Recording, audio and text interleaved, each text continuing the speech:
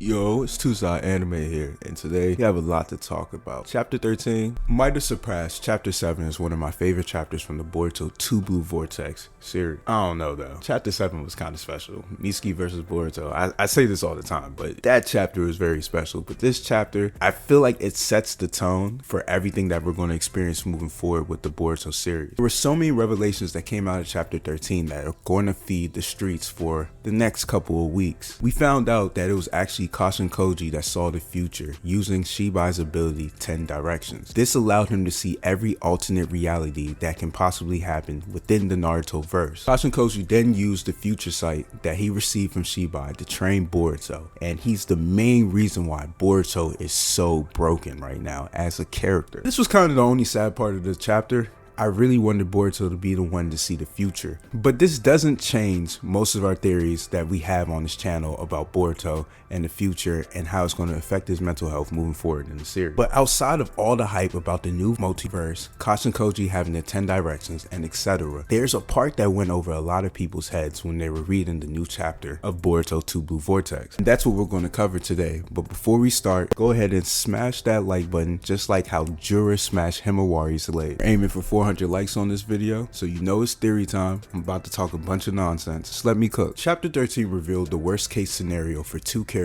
within this series, and their names is Kawaki and Kashin Koji. Damon gave Kawaki the much needed wake up call by reminding Kawaki the foundation that he built his life upon is a lie, and it can be shattered once anybody finds out that Naruto Uzumaki is still actually alive. There isn't that many people that know the truth. It's Damon, Ida, Boruto, Sasuke, and now Kashin Koji. You see, when Kawaki grabbed Filbert in the last chapter, he realized that Kashin Koji was still alive. Kashin Koji's frogs are unique. They're mixed with scientific ninja tools, the same scientific ninja tools that were used on Kawaki's body. So Kawaki instantly recognized that Kashin Koji is alive, and he's the one that's been helping Boruto. And if Boruto knows the truth about his family, so does Kashin Koji. That leaves one more loose end that isn't affected by omnipotence. Yes, Kashin Koji is, but since Kashin Koji saw the different realities and alternate universes within the series, just like Sasuke, he's able to trust and believe into Boruto. Now that's a problem in itself. The last thing Kawaki remembers about Kashin Koji is that Kashin Koji was working with Amado, and now with Kashin Koji being alive,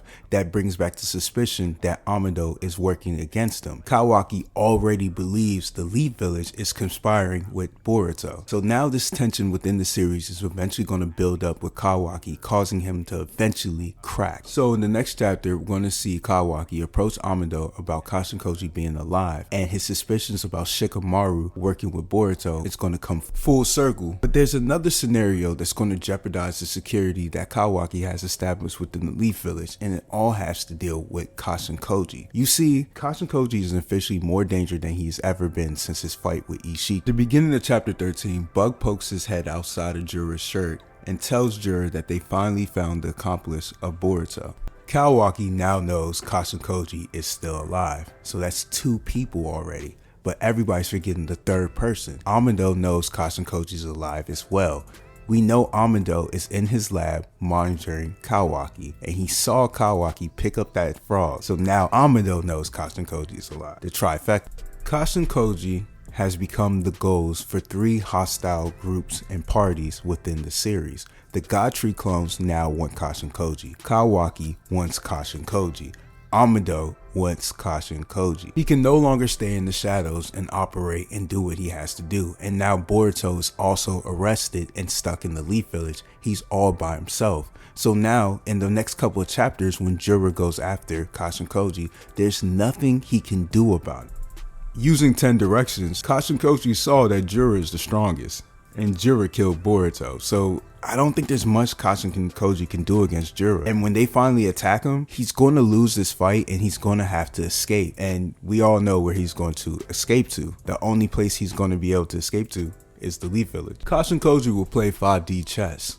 Just hear me out. His only ally is locked up in the Leaf Village, and that person is Boruto Uzumaki. If he's getting attacked by all 5 of the God Tree clones, his best option is to reverse summon himself back to the Leaf Village. It's the only thing that's going to actually make sense. Him getting to the Leaf Village, this will buy Kashin Koji more time. Also, I want to remind you guys, this is a brand new timeline. Boruto wasn't arrested in any of the timelines that Kashin Koji saw. This was confirmed on chapter 13 when Kashin Koji stated, "What a bothersome turn of events." With Kashin Koji now returning to the Leaf Village, the guy that helped defeat Ishiki, Amado will be curious into how Kashin Koji survived, and he will use his equipment to get into the mind of Kashin Koji. Once that's completed, he will probably figure out that Naruto's alive. Kashin Koji revealing that Naruto's alive to Amado and the dangers of the God Tree clones force Amado to be an ally to Boruto and Kashin Koji and will help them escape the village. Mitsuki is also going to take Ida to have a conversation with Boruto. So back to why this is the worst case scenario for Kawaki. I've already explained why it is for Kashin Koji because his life is in danger now. But for Kawaki, his support system within the village and everyone that believes in him is going to become unstable. Ida and Damon are eventually going to take the side of Boruto.